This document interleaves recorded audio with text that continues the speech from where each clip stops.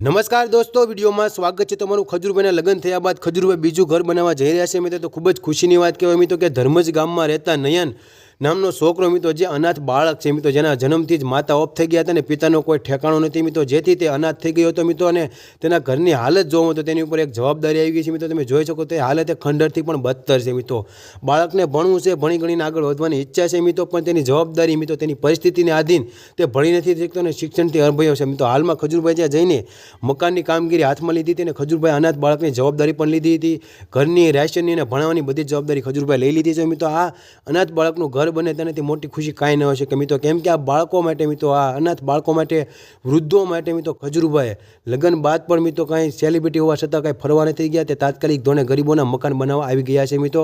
લગ્નના 2 બાદ જ નહીં મિત્રો, એક જ દિવસ બાદ જ ખજૂરભાઈ સેવા કાર્યમાં આપણે દેખાણા હતા, જેથી આપણે ખજૂરભાઈ માટે એક લાઈક કરી દેજો મિત્રો। અને ખજૂરભાઈને લાખ લાખ વંદન કે આવીને આવી સેવા કરતા રહે મિત્રો। કેટલા મોટા સેલિબ્રિટી હોય છે તો આપણા મિત્રો સમાજમાં કોઈના લગ્ન થાય તો આપણને પણ ખબર છે, આપણે બધા ફરવા જતા હોય છે, અધર ટૂર, અધર કન્ટ્રી જવા આપણે પ્લાનિંગ કરતા હોય છે, પણ ખજૂરભાઈનું પ્લાનિંગ જોવા મિત્રો સેવા કાર્યનું છે। તો આ આપણે મહત્વની વાત છે, જેથી આપણે લોકો ખજૂરભાઈને એટલો બધો પ્રેમ આપીએ છીએ। બસ આવો નવો પ્રેમ આપતા રહ્યો મિત્રો। તમારી આજુબાજુમાં જ્યાં પણ ખજૂરભાઈ સેવા માટે આવે છે તો તમે બની શકે તો 1-2 કલાક સેવા માટે જતો, જેથી ખજૂરભાઈને એક પ્રાઉડ ફીલ થાય છે ને તેને પણ એક ખુશીનો માહોલ ઉમટે।